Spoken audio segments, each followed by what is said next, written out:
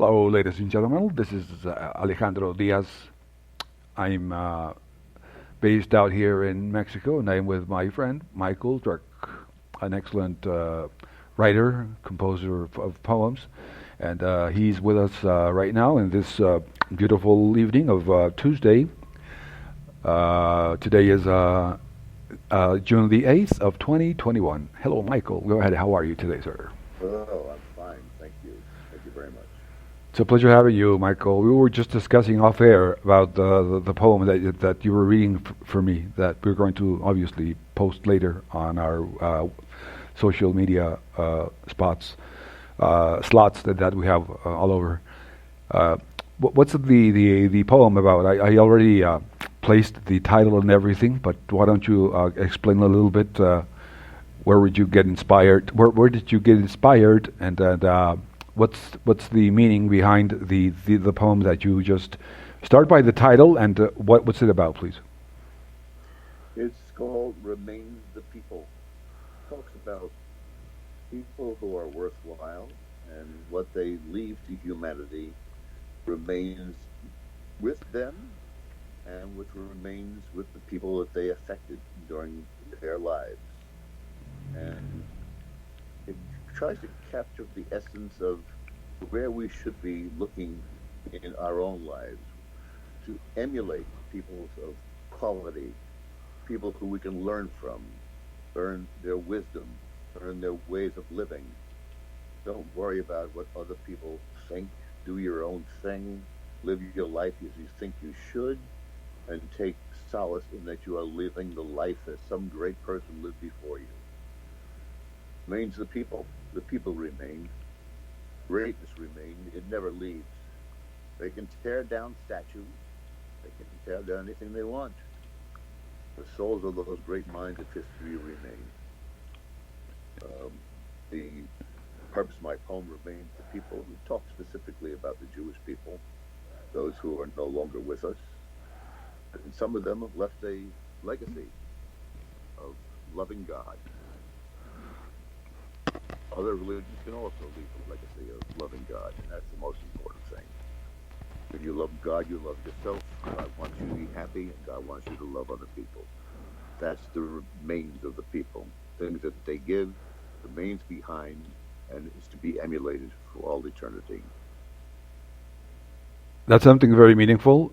I'm not just saying it because it sounds nice, but because it is. It's very meaningful that we give this tribute to good people that are not here in this reality that we live in right now, but that they are still somehow in the Jewish tradition.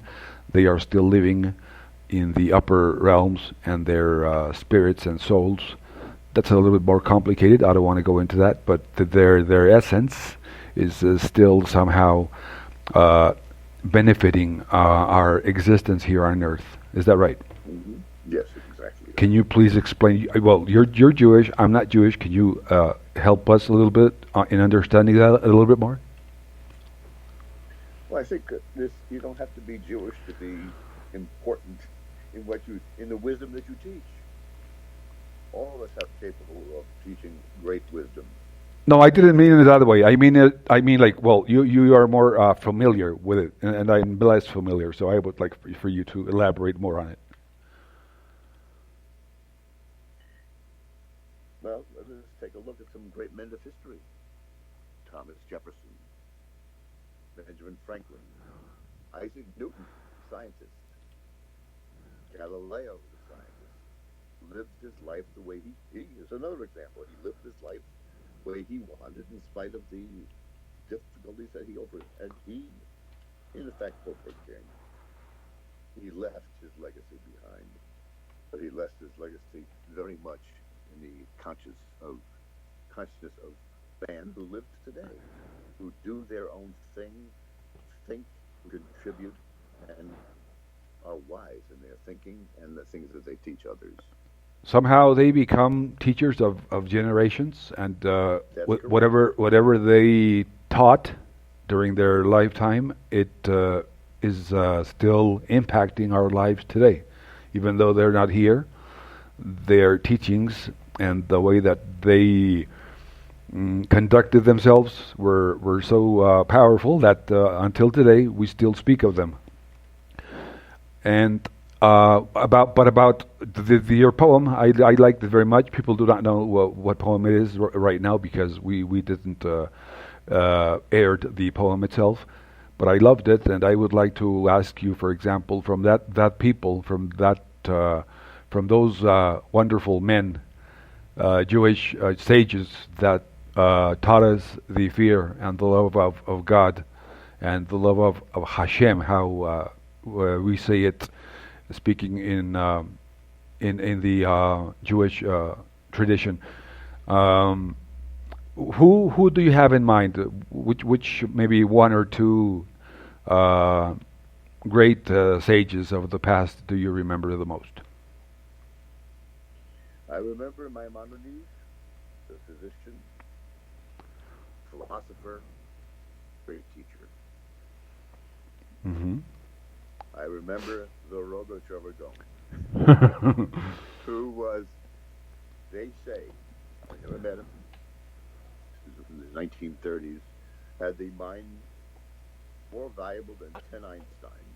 He was absolutely brilliant. He had the whole Torah, all the Talmud, and Jewish literature memorized. He had it all down in his head. You asked him a question, he gave you not the answer, but where you can find it. He gave you what book to go to, what page number, what line, what word. There's the answer. He told you that, and then he walked away. Just like that. That was he. He didn't even give us the opportunity to take notes on the quotes that on the sources. Write down the page. Here's the book. Here's the page number. Here's the line, and read it yourself and learn. That's amazing. I don't think he had. I'm just guessing. I don't think he had patience for anybody. But he gave them the end. Most geniuses, most famous geniuses, did have a temper, didn't they? Yes. Yeah. Because sometimes we like to romanticize or to sugarcoat famous and good people, but good people doesn't mean that they didn't have their own character traits. I mean, I think that that's something normal. That the more genius or the more of a brain you are, I mean, you have to have a certain temper because you're not. You're in another dimension, thinking like something else, and it's something completely that we are not in the same level as they are. That's why. That's true in many cases. Isaac Newton lived alone, wanted to live alone. Leave me alone. I'm inventing. I'm creating. I'm thinking. Many people were like that. There were many famous rabbis who lived that kind of lifestyle. And many people are famous who lived that kind of life. If people would like to look this sage, if they would like to look him up, he was the Rogachover Gaon, the T-H-E, Rogachover, R-O-G-A-T-C-H-O-V-E-R, Gaon, G-A-O-N, the Rogachover Gaon. Right. The real name was Joseph Rosen. He was he lived in a place called Rogachover, Russia, and he was a genius. I think Gaon means. Gaon means big in Hebrew. The like for something big like the Gadol or Gaon. Yeah. Gadol, big rabbi. Exactly. Big rabbi. They were big. Yes. He was small in stature, but no, but they were big in their knowledge and in their. Exactly. And then in the consequences of their knowledge, because these people changed the world, even though we were not aware of it, but they changed the world. They impacted a lot of people. They've impacted me right now, here in the 21st century, over here in this little town in Mexico, where who could have known that the Rogachover was going to be spoken of here in this place where I am right now. Yeah, that's correct. You never know. That's completely awesome. And you are speaking about the Road Rover in your little town. So you have made a mark. Okay, Your so little shtetl, you have elevated the Road Rover. I feel very honored for that. So right now I have on my software that my time is over, that I need to upgrade to have more time. So let's just say thank you to the audience. Don't forget to subscribe to our channels, give us a like. Even if you don't like, give us a like. And thank you, Michael. You're quite welcome. Thank you for having me on. Thank you very much. Goodbye, everyone. This was Michael Druck here at alexdiazradio.com. Thank you.